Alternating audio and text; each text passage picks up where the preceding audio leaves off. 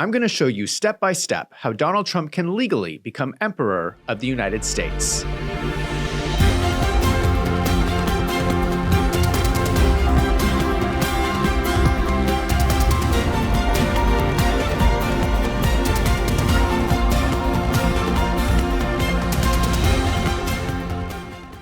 I want to start by explaining how a dictator comes to power. I'm going to give you 3 examples that are happening in the world right now. Number 1, Volodymyr Zelensky. Zelensky is the president of Ukraine. Since the war began, he used emergency powers to cancel all elections. As long as he can keep the war going, he can remain president for the rest of his life. He has effectively made himself an emperor, and he claims it is all legal. Number 2, Vladimir Putin. Putin is the president of Russia. He first became president in 2000. In 2020, he pushed through constitutional amendments that zeroed out his previous terms to let him keep serving as president. He essentially made himself an emperor. He claims it is all legal. Number 3, Xi Jinping. Xi Jinping is the president of Communist China. He was elected for a 3rd term in 2023. This is because they voted to remove the 2-term limit for the president. He is now expected to hold that position for the rest of his life. He essentially made himself an emperor. He claims it is all legal. I just gave you 3 examples happening in the world today where leaders changed their laws to make themselves an emperor. The question we need to ask ourselves is whether this could happen in the United States. The comedian Bill Maher has been talking for years about his concern that Donald Trump is not going to leave the White House. I just don't see this man giving it up. And I just think he has many cards he hasn't played yet. He is not going to leave until he wants to leave. I don't think he would even leave if he lost an election in 2020. Oh, I'm the guy who says he's not leaving even if he loses the election. No. People have been saying I'm an alarmist and I'm crazy because I keep saying he's not going to leave even if he loses. I don't think he's leaving. I've always dismissed this idea as crazy until this month. Donald Trump has been posting memes on social media showing himself as a king. He posted "Long live the king" on social media, and the White House mucked up a Face magazine cover with him wearing a crown. See that? Yeah, he's the Lion King. I have something to say about this "Long live the king." It's very interesting. Political commentator and journalist Ezra Klein, I talked about him last week. He wrote in the New York Times, he's excellent, "Don't believe Trump." Yeah. And what he said is that Trump has never really wanted to be president. He actually has always wanted to be king. And he also says that his plan this time is to first play king on television. And if we believe he is already king, we will be likelier to let him govern as a king. So don't believe him. Because right now what we're seeing is he's waving his scepter, his king scepter. Yeah. Congestion pricing is gone. Right. He's waving his scepter. Although I'm pro-congestion pricing being gone, and Whoopi would agree with me. Well, I don't know. I feel like my drive-in has been a little bit easier and smoother. But, he's waving the scepter around, and people seem to think that things are happening by executive order. And I think that is his plan. He wants to run for a 3rd term. Well, frankly, I think Elon Musk is king, and he's much more of a court jester. Possible. But You might just think he is trolling, but you should pay attention to some recent events. Donald Trump's approval ratings continue to plummet. Consumer inflation did improve in June, but did Trump's numbers among Americans improve along with it? No, not really. I mean, look, the inflation numbers may be coming down from very high levels, but the American people aren't moving along with those levels. You could just see it right here. I mean, take a look at the trend here. Trump's net inflation on inflation, look at this. In January of 2025, he was at -6 points. Then he hit rock bottom in May of 2026, according to the Ipsos poll. He's at -50 points. Did he improve? Yeah, maybe a tiny bit at -47 points. But the bottom line is the long-term trend for Donald Trump's net approval rating on inflation is down, down, down. These are numbers that wreck presidencies. These are numbers that Republicans do not want to see going into a midterm election. Even if this slightly lower number holds, you can bet that Republicans would be in for a whole heck of a lot of pain come November. In June, both the House and the Senate passed a concurrent resolution directing Trump to remove U.S. forces from hostilities against Iran unless Congress authorizes it. For the first time, the Senate has voted to limit President Trump's war powers in Iran. 7 previous attempts failed. The Senate passed a measure to require congressional approval for any future military action in Iran. 4 Republicans joined the Senate Democrats in a 50-47 vote. That included Louisiana Senator Bill Cassidy, who voted yes for the first time. He joined the Democrats days after he lost his primary election, where President Trump endorsed one of his opponents. Now, a concurrent resolution is not technically a law and does not mean anything because it never goes to Trump for signature. In fact, since this resolution was voted on, Trump has continued to bomb targets in Iran. Even though Trump announced the war was over, the fighting is still going on. It does not seem like it is going to end anytime soon. So the resolution is meaningless, but it is still symbolic to show that Congress and the Senate are starting to oppose Trump on the very unpopular issue of the war in Iran. Then Senator Bill Cassidy got into a shouting match with President Trump. Louisiana Republican Senator Bill Cassidy got into a shouting match with President Trump in a private meeting Wednesday, telling him the administration hasn't been honest with the American people about the war with Iran. If you're not telling me answers, I'm going to push for those answers. This morning, Cassidy told Face the Nation moderator Margaret Brennan that Trump was upset that he and 3 other Republicans voted with Democrats to block any further U.S. military action against Iran without congressional approval. To make matters worse, Trump has refused to sign the recent housing bill. So Congress passed the most significant housing affordability bill in decades with overwhelming bipartisan support in the House and Senate. President Trump abruptly cancels the ceremonial bill signing because he's upset that Congress won't embrace his elections bill.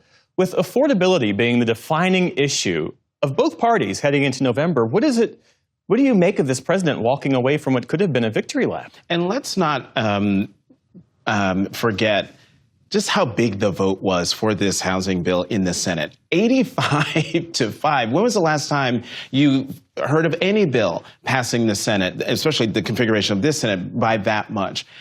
This was something Republicans desperately wanted. It was something that they would be able to run on in the midterms. Some were already crowing about it on social media, and then the president lowers the hammer over a fit of pique over, whatever it was in that moment. And now they all have to run away from it. We don't even know if the speaker has or when he's going to transmit the bill to the White House so that the 10-day clock can start ticking. This, to me, I can't remember who I heard say this, but they said it seems that the president doesn't care that much about a Republican majority. What he cares about is dominance over the Republican Party, whatever the size of it is. And if that's the case, he very well might get his wish. This is unprecedented. To have a bill that passed 85-5 means that this is something everybody wants. Americans are very upset at high housing costs. It would seem like a great idea for Trump to sign this very popular bill. But it looks like Trump is not signing the bill out of spite. Let me explain why the housing bill is so important. Section 1001 is called Homes Are for People, Not Corporations. This stops large institutional investors from purchasing single-family homes. What has been happening is that large investment banks are buying up single-family homes. This is pushing up the price for everybody. At a time when there is a housing shortage and sky-high prices, this is a simple restriction that makes a lot of sense. There were a lot of other pieces to this bill, but this gives you an idea of why it passed 85-5. This is something that most Americans want. Now, the bill still became law without Donald Trump's signature. He did not sign it, but he also did not veto it. Since Trump took no action at all, after a 10-day window, the bill becomes law. However, this incident has caught my attention. Trump's refusal to sign this bill shows that he does not care what Congress thinks. He does not care what the American people think. This action is so blatant that it has made me start to wonder, how far is he willing to take this? Trump is getting more and more backed into a corner. I have been predicting that the Democrats are going to win the House in the midterms. If that happens, they will hold the same type of hearings about Trump family corruption that we saw with Joe Biden. If the Iran war does not end, Trump's approval ratings are so low that it is possible he could face impeachment. The next 6 months are extremely important for what happens next. I want to emphasize that I like Trump. I endorse Trump on this channel. But some of his recent actions have concerned me. As much as I like the guy, I do not want an emperor. This is something that most Americans agree with. We are the country that rejected the monarchy. So I want an explanation of why Trump refused to sign the housing bill that all of us want. This reminds me of the Gadsden flag that says, "Don't tread on me." I want to explain this flag because most people do not know the history. The flag prominently displays a rattlesnake. In the early colonies, the rattlesnake was used often as a symbol of America. It is unique to the New World. The rattlesnake is completely absent in Europe, Asia, Africa, and Australia. So this remarkable animal was associated with this new place called America, and it was a perfect metaphor for the American colonies. It is generally peaceful if left alone, gives a clear warning before striking, fights fiercely once engaged, and never surrenders. Benjamin Franklin was one of the founding fathers, and he wrote a lot of political satire. In one article in 1751, he was angry that Britain was dumping convicts in America, and said they should repay the British by shipping rattlesnakes back to England, especially to the gardens of Parliament members. When the Revolutionary War started, a South Carolina delegate to the Continental Congress named Christopher Gadsden designed the flag for the Continental Navy and Continental Marines. Benjamin Franklin praised the design and said the rattlesnake perfectly symbolized America. The Gadsden flag represents this deeply held American idea that we do not want big government telling us how to live our lives. We do not want an emperor. We want to live our lives free. So I'm watching Donald Trump refuse to sign the housing bill. I am wondering why Trump is not worried about this. He should be doing everything he can to keep his approval ratings up. Why did he refuse to sign the housing bill? Is he refusing to listen to Congress because he has a secret plan to make them irrelevant anyway? Maybe he's not worried about impeachment because he's planning to seize power. I spend a lot of time thinking about the Roman Empire, and something similar happened in Rome. The Roman Republic used to be controlled by the Senate. They thought Rome would always be a republic because they had safeguards in place. This all changed with Julius Caesar, who became dictator for life. He marks the moment in history when Rome started to have emperors. When Julius Caesar took power, the Senate basically had very little practical ability to stand against him. He could make laws without Senate approval, he controlled the army, he controlled the finances, and he could put anyone to death that he wanted. Let me explain how Julius Caesar took power. In Rome, emergency powers could be granted to a leader in times of crisis. There was a military uprising in the Roman Empire at that time.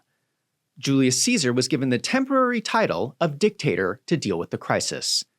He won the Civil War and returned to Rome with the support of the military, which he could use to intimidate people. He helped elect people to the Senate who he knew were his supporters, and then the Senate voted to make Julius Caesar dictator for life. The Senate voted to give away all their power.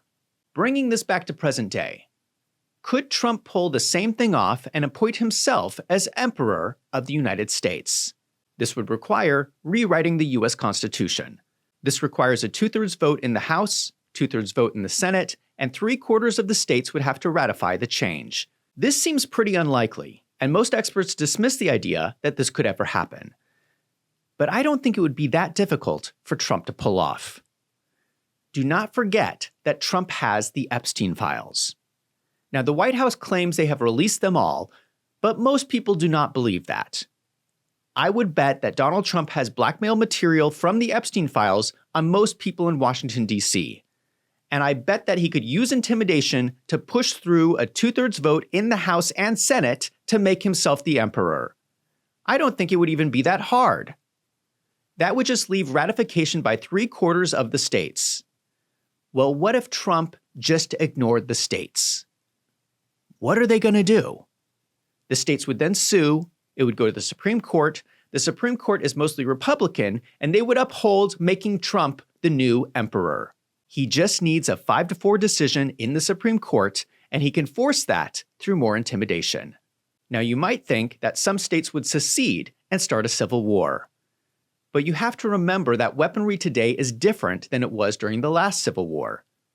The last time, both sides had roughly the same level of technology. This time, the president has nuclear weapons. It does not matter if states try to pull away. Trump could drop a nuclear weapon on New York City. He could drop a nuclear weapon on California. You cannot win a civil war when one side has nuclear weapons and the other side does not.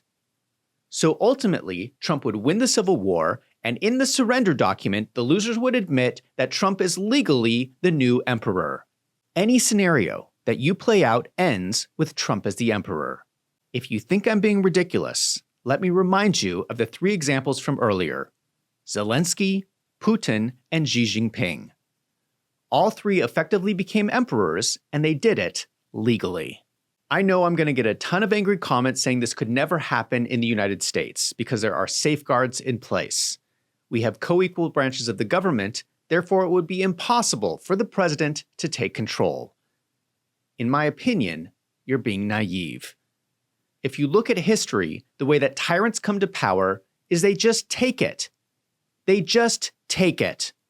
And people are too distracted and too scared to stop it. People are starting to see warning signs. I'm going to show you Representative Jim Himes. He's a Democrat, so he's obviously biased. But he explains the pathway that Trump could use to seize power. But it is about setting the stage for Donald Trump to reject the result of the upcoming election. The president was setting the context. He was setting the basis for him to turn around at midnight on Election Day and say, I warned you. I warned you back in July that the Chinese were doing XYZ and the Venezuelans were doing XYZ and all this terrible stuff. It happened tonight. I am deploying federal officers from the Department of Homeland Security to 7 states. They will be seizing ballot boxes in those states because we know that lots of undocumented aliens voted in those things. So we are seizing ballot boxes. Now, Lawrence O'Donnell, what happens when all of a sudden we've lost the chain of custody of 70 ballot boxes in critical? That is the moment in which American democracy dies. If Trump does not like the midterm election results, he can send in the National Guard, seize the ballot boxes, and overturn the election. I do agree with Trump that the Democrats have been cheating in past elections, specifically with mail-in ballots. The state is now stepping in and looking into allegations of absentee ballot abuse in Bridgeport. Since last week's primary, plenty of questions have surfaced over the integrity of the race after video came out showing a woman stuffing a ballot box. One investigation centers around this surveillance video showing a supporter of Mayor Joe Ganim and a City Hall employee stuffing envelopes into the drop box outside the Bridgeport Government Center. I've talked about this a lot on my channel. I have also pointed out that it looks like the Republicans are also cheating with some of the shady things being done by Turning Point USA. And we all know how close Trump is with Turning Point. I don't think either side should be cheating in elections. Just so you know, on this channel, I plan on doing more videos on Democrats cheating in elections. I'm also going to do more coverage of Turning Point USA. No matter who is in the White House, whether it is Republican or Democrat, I'm going to watch both of them like an eagle to make sure they're not doing anything shady. Something that makes me concerned about Trump is he has very close ties to the military. Would he use the military to intimidate people so he could seize power by force? If Trump lines people up in front of a military firing squad and tells them to vote a certain way, what do you think people are going to do? If you claim that the military would never fire on innocent civilians, let me remind you of something. In 1970, there was the Kent State shootings. Unarmed students were protesting against the Vietnam War on Kent State University. The Ohio National Guard came to stop the protesting. And a friend of mine grabbed me and dragged me under the porch and threw me against a pillar. And as he was pulling me away, I just glanced over my shoulder and saw the National Guardsmen turning around, and I saw them turning around, and I saw a few kneeling at this point. And my friend threw me up against a pillar, and this barrage of fire rang out. And I was trembling at this point. And I looked up at him and he said, "Don't worry, it was just blanks." So we turned around after the firing stopped. We kind of peeked out from behind and there were some people lying on the ground, but we thought they had just hit the ground because of the shots. And still, no one could believe that they fired. It was just totally inconceivable. No one had done anything. Why would you fire? And so we turned around as we were walking over to the porch, right on the sidewalk. There was a guy lying there, and we walked over to him, and he had a hole in his hip about the size of a silver dollar, and blood was running through it until the ambulances came. And then when you heard the sirens roaring up, up over the hill and all over the place, and you saw bodies being put on stretchers into an ambulance, I think that's when people really believed it happened, and that's when people started falling apart. Girls were running around crying hysterically, and the main thing you heard were people screaming, "Why?" They shot 67 rounds in 13 seconds, killing 4 students and wounding 9 others. These were unarmed university students who were dead. Their only crime was attending a peaceful protest against the Vietnam War. So do not think that the military would never fire on innocent civilians. There is a pathway for Donald Trump to legally become the emperor. And I don't think it's even that hard for him to pull off. I think the next 6 months are going to be a whole lot more crazy than people realize. Now, I like Donald Trump, but I like the United States more. It worries me when I see him acting more and more erratic as he gets backed into a corner. I hope he does not try to become the emperor, because I would not support it. I'm reminded of what Patrick Henry said in 1775 when they were deciding to start the Revolutionary War. He said, "Give me liberty or give me death." Now I want to hear from you. Do you think that Donald Trump should be an emperor?